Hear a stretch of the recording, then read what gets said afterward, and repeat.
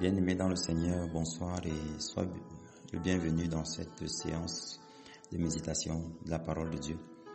Nous allons commencer avec le livre de Matthieu. J'ai bien voulu commencer par le Nouveau Testament. Par la grâce de Dieu, nous, bien sûr, après avoir fini, nous reviendrons sur l'Ancien Testament. Donc aujourd'hui, nous allons lire Matthieu 1 et Matthieu 2, dans les deux premiers chapitres de Matthieu. Je lis dans la King James, donc vous pouvez lire dans n'importe quelle version de la Bible, celle que vous avez, du moment que c'est le second, King James, Darby, Parole de vie, ça ne pose aucun problème. Donc, on va commencer la lecture, que le Seigneur nous fasse grâce dans la compréhension, l'ouverture d'esprit, pour sa gloire, pour notre édification et pour l'avancement du royaume au nom de Jésus-Christ. Donc, Matthieu chapitre 1. Verset 1, il est écrit, le livre de la génération de Jésus-Christ, le fils de David, le fils d'Abraham. Abraham engendra Isaac, et Isaac engendra Jacob, et Jacob engendra Judas et ses frères. Et Judas engendra Phares et Zara de Tamar, et Phares engendra Esrom, et Esrom engendra Aram. Et Aram engendra Aminadab, et Aminadab engendra Nasson, et Nasson engendra Salmon, et Salmon engendra Boz de Rahab, et Boz engendra Obed de Ruth, et Obed engendra Jessé. Et Jessé engendra David le roi, et David le roi engendra Salomon, de celle qui avait été la femme d'Uri. Et Salomon engendra Roboam, et Roboam engendra Abia, et Abia engendra Asa, et Asa engendra Josaphat, et Josaphat engendra Joram, et Joram engendra Ozias. Et Ozias engendra Jotam, et Jotam engendra Akaz, et Akaz engendra Ézéchias. Et Ézéchias engendra Manassé, et Manassé engendra Amon, et Amon engendra Josias. Et Josias engendra Jéconias et ses frères, à peu près à l'époque où ils furent transportés à Babylone. Et après qu'ils eurent été amenés à Babylone, Jéconia engendra Salatiel, et Salatiel engendra Zorobabel. Zorobabel engendra Abihu, et Abihu engendra Eliakim, et Eliakim engendra Azor. Et Azor engendra Sadok, et Sadok engendra Hakim, et Hakim engendra Elihu. Et Elihu engendra Éléazar, et Éléazar engendra Matan, et Matan engendra Jacob. Et Jacob engendra Joseph, le mari de Marie, de laquelle est né Jésus, qui est appelé Christ. Ainsi, toutes les générations depuis Abraham jusqu'à David sont 14 générations, et depuis David jusqu'à la transportation à Babylone sont 14 générations, et depuis la transportation à Babylone jusqu'à Christ sont 14 générations.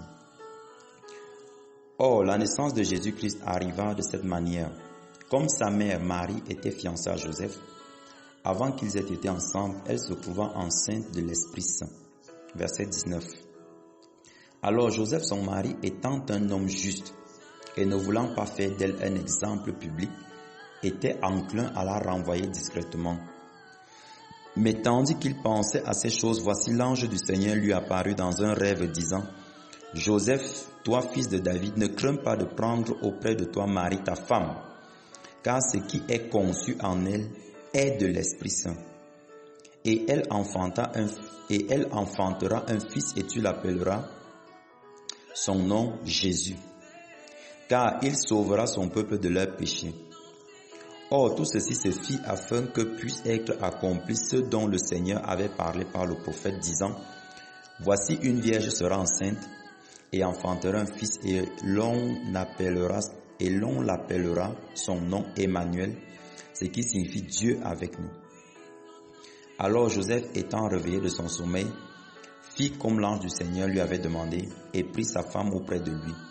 Et il ne la connut pas jusqu'à ce qu'elle ait enfanté son fils premier-né, et il appela son nom Jésus. Chapitre 2 de Matthieu, verset 1. Or Jésus étant né à Bethléem de Judée, durant les jours du roi Hérode, des hommes sages de l'Est arrivèrent à Jérusalem, disant, où est celui qui est né roi des Juifs? Car nous avons vu son étoile à l'Est et nous sommes venus l'adorer. Lorsque le roi Hérode entendit ces choses, il fut troublé et tout Jérusalem avec lui. Et lorsqu'il eut assemblé tous les principaux prêtres et scribes du peuple, il leur demanda où Christ devait naître. Verset 5.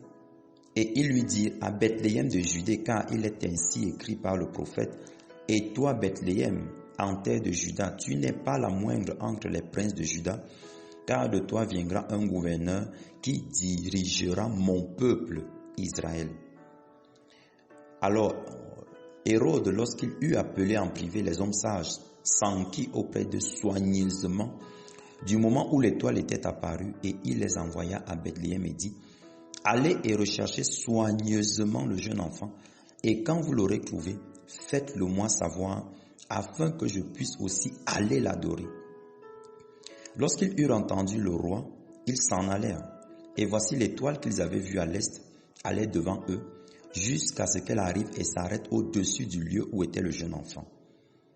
Quand ils virent l'étoile, ils se réjouirent d'une excessive grande joie. Et lorsqu'ils entrèrent dans la maison, ils virent le jeune enfant avec Marie sa mère, et tombèrent à terre et l'adorèrent.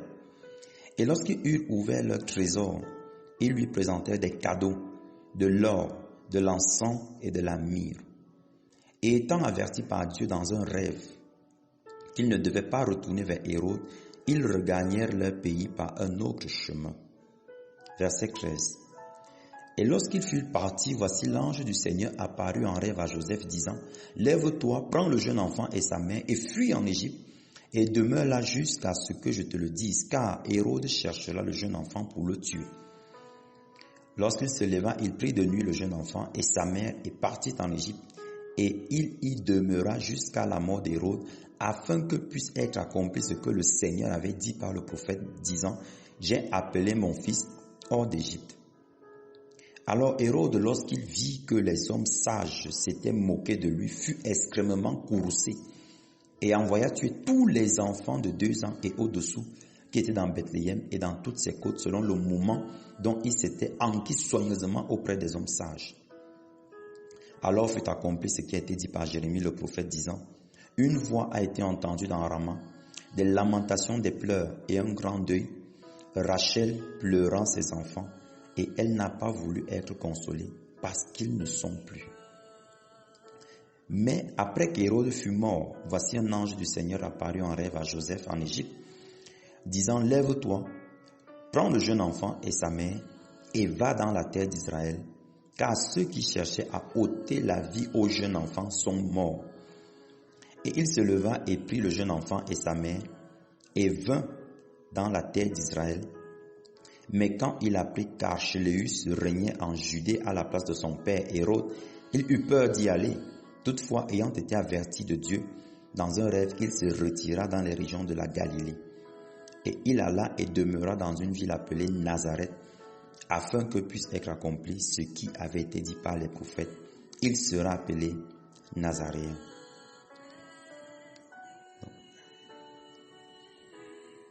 Donc, bien-aimés dans le Seigneur, il y a bien sûr beaucoup de choses, beaucoup d'études qu'on peut faire dans les différents livres. Et aujourd'hui, je voudrais m'intéresser à 3 aspects spécifiquement. Le premier, c'est déjà les générations, les noms qui sont cités dans Matthieu 1. Lorsque on nous donne ces noms, on a le sentiment que ça ne nous aide pas vraiment, bon, à part de nous donner la généalogie de Jésus-Christ. Mais bon, ce sont des noms comme des autres. Je vous invite véritablement à rechercher dans la parole de Dieu, notamment dans l'Ancien Testament, bien sûr, ce que chacun de ces noms-ci a fait pour le Seigneur. Et vous allez vous rendre compte que dans la généalogie de Jésus-Christ, il n'y avait pas que des saints hommes. Il y avait des personnes qui véritablement, aux yeux de la société, étaient rejetées, dégradées. On parle par exemple de Tamar, n'est-ce pas, la belle-fille de Juda, avec qui, donc Tamar, c'était la belle-fille de Juda, et ils ont eu un fils ensemble, qui fait partie de la généalogie de Jésus-Christ. Donc, vous voyez, il y a eu inceste. Au niveau de Rahab, la prostituée, parce qu'à chaque fois qu'on cite le nom de Rahab, on dit la prostituée. C'est-à-dire, on est en train de déterminer ici qu'elle était couverte par le péché. Donc, si la prostitution devait se définir, ça devait se définir par le nom de Rahab. Mais elle est dans la généalogie. Qu'est-ce que j'essaie de dire? Je n'essaie pas de dire que Christ est péché ou que Salomon qui a pris la femme d'Uri, par exemple, avait bien fait. Non. Et c'est une erreur souvent que les enfants de Dieu font en se disant que non, Dieu n'était pas contre ces choses. Non, Dieu avait un but. Dieu avait un objectif. Et c'est ça qu'il faut d'abord comprendre. L'objectif de Dieu, c'était que Jésus-Christ naisse.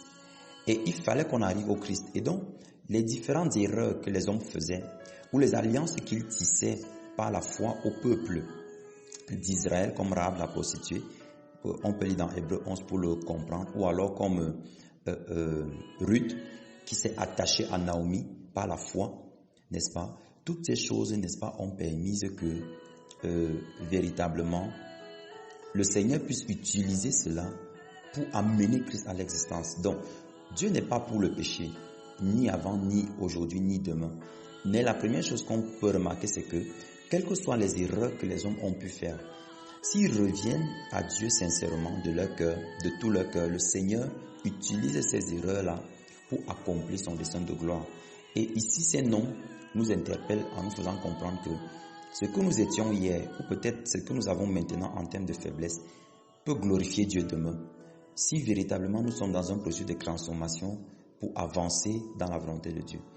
Donc voilà ce que je peux dire à ce niveau déjà. J'espère bien sûr avoir d'autres contributions, notamment de la part des serviteurs qui sont là et même des frères aussi, par la grâce de Dieu. Et donc en poursuivant, vous voyez, il est précisé dans le verset 17 de Matthieu 1 qu'il y a eu 14 générations entre Abraham et jusqu'à David. 14 générations de David jusqu'à la transportation à Babylone, c'est-à-dire lorsqu'ils ont été déportés, c'est pratiquement dans l'époque du prophète Jérémie, lorsqu'ils ont été déportés pour Babylone, donc en captivité. C'est de là où on a l'histoire de Daniel et tous les prophètes de la captivité, jusqu'à pratiquement, je pense, jusqu'à Zacharie, je pense bien, quand ils reviennent. Donc, et après, il y a 14 générations de la transportation à Babylone jusqu'à Christ. Pourquoi on donne ces chiffres? En fait, ces chiffres veulent forcément dire quelque chose. Les chiffres ne peuvent pas être là pour rien. Et de manière personnelle, je me suis un peu amusé, n'est-ce pas, à regarder ça. Et je vois qu'il y a 3 grandes phases dans ces 14 là, c'est-à-dire il y a 14 fois 3. Et 14 ici, n'est-ce pas, les 3 phases représentent en fait, n'est-ce pas, une dispensation de la grâce de Dieu. Regardez, de Abraham à David, on se rend compte que le Seigneur agissait puissamment avec ses serviteurs et de manière générale, il n'était pas si désobéissant que ça. Et le Seigneur faisait beaucoup de faveurs, beaucoup de grâces. Lorsqu'ils partent en captivité à Babylone, c'est vraiment lorsqu'ils ont atteint le summum de la désobéissance et le Seigneur les soumet à la captivité. Et par la suite, le Seigneur les rappelle, n'est-ce pas, jusqu'à ce que Christ naisse. Je veux dire, dans la vie d'un homme, on peut avoir des phases en fait. On peut avoir des phases dans la vie avec le Seigneur. C'est-à-dire, on peut avoir des phases où on a vraiment la faveur de Dieu, où le Seigneur nous parle abondamment, comme c'était le cas entre l'époque entre Abraham et David, où le Seigneur parlait beaucoup, il se révélait beaucoup, il annonçait beaucoup de choses. Et puis, à un moment, la désobéissance est entrée. La désobéissance est entrée. Quand vous commencez à lire dans le livre de 1 roi, à partir de Salomon, il y a eu beaucoup de désobéissance, vraiment énormément, aussi bien les rois de Juda que les rois d'Israël. Et ça atteint le summum avec le prophète Jérémie, où Dieu a dit, maintenant je vous déporte, vraiment, vous m'agacez un peu. En fait, c'est pour souligner quelque chose. Souvent, on dit, oui, Dieu, il est miséricordieux, il pardonne tout. Oui, c'est vrai, il le fait. Mais le Seigneur nous donne également des temps de grâce pour qu'on puisse changer, qu'on puisse comprendre la dispensation de son amour. Sauf qu'on ne sait pas quand ça va s'arrêter. On ne sait pas à quel moment le Seigneur va dire, ok, je te livre à tes ennemis, tu es dans une désobéissance tacite et véritablement je vais te livrer. Donc, on est toujours sous le coup, pas de la sanction, non, mais du fait que le Seigneur puisse se lasser Parce que le Seigneur se lasse quand vous lisez dans le livre d'Ésaïe. Il dit, je suis lassé de vos nouvelles lunes, de vos sabbats, de tout. Il est lassé de ça. En fait, il est lassé de la religion. Il est lassé du fait que les hommes ne s'approchent pas de lui avec amour pour comprendre le Père qu'il est pour nous. Et à un moment ou à un autre, il peut y avoir ce genre de choses dans notre vie. Bien sûr, dans sa grâce, on voit qu'il a encore ramené son peuple à cause de son amour, mais c'était également une prophétie. Qu'est-ce que j'essaie de dire, bien-aimé? C'est que on doit saisir la grâce de Dieu au moment où elle se présente. Ne nous disons pas qu'il y a le lendemain, il y a le temps, on a la possibilité de faire après, on a la possibilité de comprendre. Vraiment, saisissons du mieux qu'on peut ce qu'on a compris de Dieu pour avancer dans les voies qu'il nous propose, pour essayer de faire au maximum ce qu'il y a lieu de faire. Et par sa grâce, je suis convaincu que chacun d'entre nous pourra bénéficier de sa présence, de sa protection, de sa faveur, de son immense bonté qui jamais ne nous ont abandonnés. Maintenant, je voudrais souligner quelque chose toujours. Nous sommes toujours dans le premier pan où on parle de Joseph. Lorsque Joseph a constaté que Marie était enceinte, vraiment en tant qu'homme, réfléchissons un peu maintenant parce que c'est un peu facile souvent de lire dans la parole de Dieu et de se rendre compte que, vraiment Joseph là c'était un grand homme. Mais dites-nous un peu de nos jours, combien de personnes sont capables, même si on peut admettre que ce qui est arrivé à Marie n'est plus près d'arriver, mais combien de hommes étaient capables à ce moment-là d'accepter que son épouse, parce que là Marie était déjà mariée avec Joseph, que son épouse a conçu du Saint-Esprit. C'est-à-dire quand bien même un ange serait apparu pour le dire, est-ce qu'on aurait pu accepter? Moi personnellement, quand je me suis posé la question, j'ai dit que c'était quand même difficile. Moi personnellement, je me le suis dit. Et pourquoi est-ce que j'en parle maintenant? Parce que souvent quand on lit la parole de Dieu, Joseph c'était Joseph, et puis c'était son histoire, ok, il a fait preuve de foi. Mais parfois on est confronté à ce genre de situation où on voit dans la vie de quelqu'un un défaut, un péché, quelque chose qui est mauvais, qui semble vraiment être mauvais. Et tout de suite, vraiment, on est dans une position où on se dit, vraiment, cette personne-ci, on ne sait plus vraiment ce que Dieu peut même faire. Même si après, quelqu'un d'autre vient nous dire, non, tu sais, c'est un frère sérieux, il a eu juste un écart de conduite, c'est une sœur sérieuse, elle se préserve depuis, mais il y a eu un relâchement, elle est tombée enceinte. Est-ce qu'on peut avoir le regard de Christ, le regard que Joseph a pu avoir à ce moment-là sur son épouse, de dire que je crois en ce que l'ange dit, je crois au meilleur. Je crois véritablement que je vais pouvoir accepter cette chose qui est difficile. Parce que c'est difficile quand même dans l'entendement, mais les voies du Seigneur sont toujours compliquées en fait. Difficile à accepter pour la chair. Et ici, l'interpellation c'est que, regardons Joseph, il n'a pas vilipendé Marie. Il aurait pu, selon la loi qui était là à ce moment, dire que ok, tu m'as trompé, voilà papa, et Marie devait être lapidée. C'est ce que la loi prévoyait. Ça, vous pouvez lire ça dans le livre de Lévitique. Elle devait être lapidée parce qu'elle était épouse de Joseph et elle a été supposée être infidèle. Donc c'était la lapidation. Mais Joseph a fait confiance déjà à la parole de Dieu, à l'ange qui lui a parlé. Et en plus, il a fait confiance à l'amour que Marie lui portait. J'aimerais attirer l'attention de chacun d'entre nous à ce niveau. Parfois, c'est parce que on ne fait pas confiance à l'amour qu'un frère nous porte ou à l'amour qu'on porte à un frère que souvent on se retrouve dans les déchirements, dans les décisions précipitées, où on fait les choses à la va-vite et à la fin, on est finalement meurtri. Je pense qu'ici, c'est une leçon de patience que le Seigneur nous donne. C'est une véritable leçon de patience, de pouvoir toujours donner du crédit aux bien-aimés, quand bien même ceci, on fait des choses qui n'étaient pas bien. Parce que jadis, nous aussi, nous faisions des choses qui n'étaient pas bien. Et ça nous arrive encore parfois de faire ce genre de choses. Donc, être à l'écoute du Seigneur est une grâce pour nous, parce que le Seigneur va toujours nous avertir pour nous dire que l'affaire, si voici comment tu dois gérer ça. Et ici, c'est vraiment une faveur que d'entendre la voix de Dieu, que d'être disposé à pouvoir l'écouter dans notre cœur. Donc, il faut que nous soyons prêts à pouvoir entendre sa voix pour que le Seigneur puisse nous parler. Donc, voilà un peu ce que je pouvais dire sur le chapitre 1. Je pense que d'autres bien-aimés pourront ajouter un certain nombre de choses. Je suis maintenant au niveau du chapitre 2. Jésus est né à Bethléem, en Judée. Et voici des personnes qui ne sont même pas chrétiennes du tout, ont eu la révélation qu'il était le roi des Juifs. Souvent, nous, lorsque on devient chrétien, et notamment, je vais un peu dire ça comme ça, entre guillemets, chrétien pentecôtiste. Souvent, on est tellement bloqué et fermé que le Seigneur peut vouloir même nous dire quelque chose au travers de quelqu'un qui ne semblent pas avoir de la piété. Parce qu'ici, en fait, dans d'autres versions, on dit les rois mages. C'était des magiciens, en fait. Donc, ce n'était pas des adorateurs du Dieu vivant. C'était des magiciens, mais ils ont eu la révélation que, il y a un roi qui est né, allons l'adorer.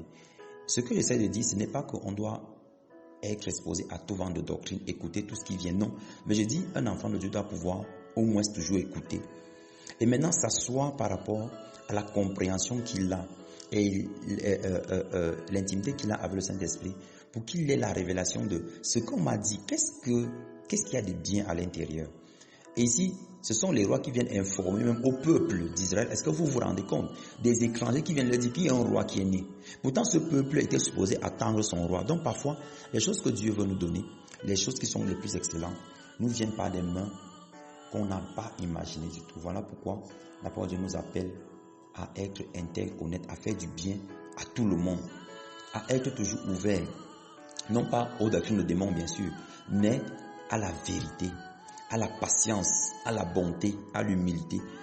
Parfois, on peut être bishop et tout ce que vous voulez, mais c'est un enfant de 5 ans par qui Dieu va passer pour nous dire quelque chose. Il faut qu'on puisse l'accepter, qu'on puisse se dire, ok, voilà quelqu'un qui ne semble pas avoir des capacités X, Y, mais qui a parlé de Dieu et je suis béni.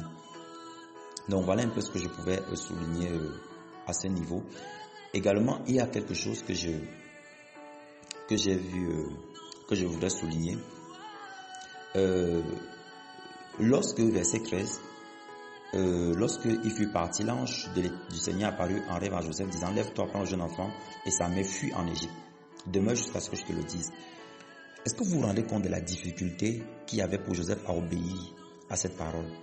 L'ange te dit que l'enfant qui est là est le Messie, est le fils du Très-Haut, parce qu'il sera appelé Christ, donc oint de Dieu. Maintenant, il vient te dire par la suite que prends l'enfant là et fuis. Si c'était à notre époque, où on dit à un frère que vraiment Dieu t'a donné le don de faire ceci, le don de renverser l'ennemi, le don de faire des choses extraordinaires, l'enfant que tu as est béni depuis la tête jusqu'aux pieds, même ses orteils, ses ongles, tout est béni, il est béni partout où il entre. Et puis subitement, on vient dire cet enfant est en danger. Lève-toi et pars. Combien de chrétiens auraient pu le faire? Beaucoup se seraient appuyés, non, j'ai la puissance de Dieu, je vais renverser l'ennemi. D'abord, la parole de Dieu a dit, tout pied, tout territoire que votre pied foulera, vous le prendrez en héritage, vous posséderez le pays et tout et tout. Et souvent, on entre dans des combats où Dieu n'est pas avec nous. Parce que Joseph restait, il mettait la vie de l'enfant en danger. Mais puisque Dieu avait un plan, l'enfant devait être sauvé, mais c'est Joseph qui devait subir, parce que c'est à lui que le Seigneur avait, n'est-ce pas, c'est lui que le Seigneur avait prévenu. Donc, qu'est-ce que j'essaie de dire ici, c'est que, en tant qu'enfant de Dieu, on doit s'attendre, on doit écouter ce que le Seigneur nous dit, et non pas par rapport à une position que nous avons. Je peux être bishop et tout, et le Seigneur, je suis face à une personne qui me parle, et le Seigneur me dit, ici tu ne dis rien. Oui, le Seigneur peut le dire. Je suis face à quelqu'un qui fait une hérésie, et le Seigneur me dit que tu ne réponds rien ici. Je peux être face à des situations vraiment où j'ai tous les pleins pouvoirs pour dire ce que je veux dire, mais le Seigneur m'empêche de le faire. Donc ici, véritablement, c'est ce que le Seigneur dit à ce moment-là que nous devons exécuter. Et ici, j'ai apprécié vraiment le caractère de Joseph, et je souhaite que ce soit notre partage, la promptitude avec laquelle il a obéi au Seigneur. Lorsque le Seigneur nous parle souvent, lorsque ça ne menace pas notre propre vie, on n'est pas prompt à obéir, on n'est pas prompt à faire rapidement parce que on estime que, ok, il y a le temps, on peut, le Seigneur me comprend. Et pourtant, on doit être prompt à pouvoir obéir à Dieu. Donc, voilà un peu ce que j'ai pu retenir à ce niveau. Je vous exhorte également, en parlant du verset 17 et 18, l'accomplissement de la prophétie. Lorsque vous lisez la parole de Dieu et que vous vous rendez compte qu'on dit, comme avait annoncé le prophète, recherchez dans quel livre est-ce que ça a été annoncé pour comprendre dans quel contexte cela a été dit. Ça vous donnera davantage de compréhension. Par la grâce de moi, ça m'a béni. C'est pour ça que je partage cette expérience avec vous. Donc, la naissance de Jésus a entraîné la mort de beaucoup d'enfants. Rachel ici, je vais vous donner le lien d'une application très intéressante qui donne la signification des noms bibliques en hébreu. Ça permettra, n'est-ce pas, d'avoir une compréhension très très profonde de ce que nous lisons. Rachel ici qui signifie Agnès, c'est-à-dire que la femelle de l'agneau. Rachel à ce moment, lorsque la prophétie sort par Jérémie, Rachel est déjà morte. Rachel est morte depuis des années. Et pourtant ici en fait, ça fait allusion au pasteur des brebis, ça fait allusion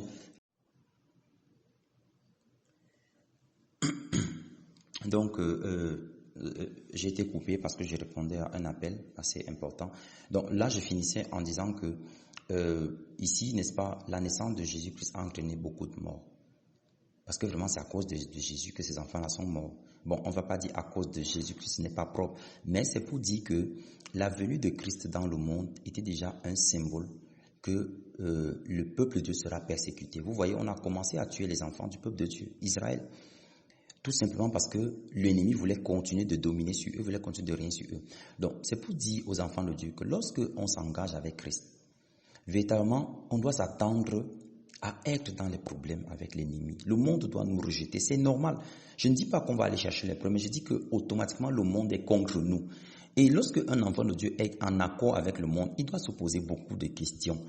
Parce que là, ça symbolise déjà la mort vis-à-vis du monde, parce que le monde a dit, je te tue, je ne suis plus avec toi, parce que tu es en train de vouloir te dérober de ma puissance, de mon contrôle. Et toutes ces choses doivent alerter les enfants de Dieu pour comprendre que l'ennemi est là attendant qu'on fasse un faux pas pour nous tomber dessus comme un lion. Et donc, véritablement, en s'engageant avec Christ, on a le choix.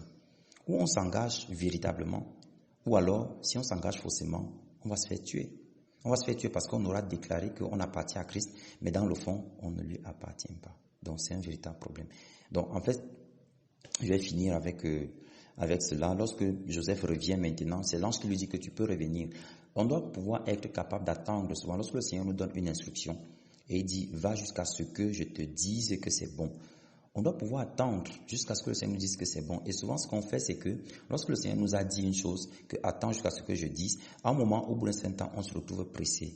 Comme ce qui s'est passé dans 1 Samuel avec Saül, qui, à force d'attendre Samuel, il a pris le veau, il a égorgé, il a versé le sang, pensant que c'est l'acte qu'il posait qui était important devant Dieu. Et pourtant, c'était l'obéissance qui était plus importante. Donc, ce n'est pas le fait, n'est-ce pas, d'aller rester dans la pièce qui a sauvé Joseph, mais c'est le fait d'obéir à Dieu. C'est le fait d'obéir à Dieu qui nous accorde la grâce et la faveur. Donc, voilà un peu ce que je pouvais dire à propos de ces deux textes. J'espère, par la grâce de Dieu, que d'autres frères pourront apporter leur contribution. Et s'il y a d'autres zones sur lesquelles les frères voudront bien qu'on puisse discuter, on le fera par la suite, par la grâce de Dieu. Donc, que le Seigneur bénisse chacun d'entre vous, que son nom soit glorifié, que cette bonne parole qui a été déposée dans les cœurs puisse, n'est-ce pas, produire son fruit en sa saison au nom de Jésus, que les terres soient arrosées, altérées, et que la parole de Dieu croisse et croisse et croisse en abondance au nom puissant de Jésus-Christ. Amen.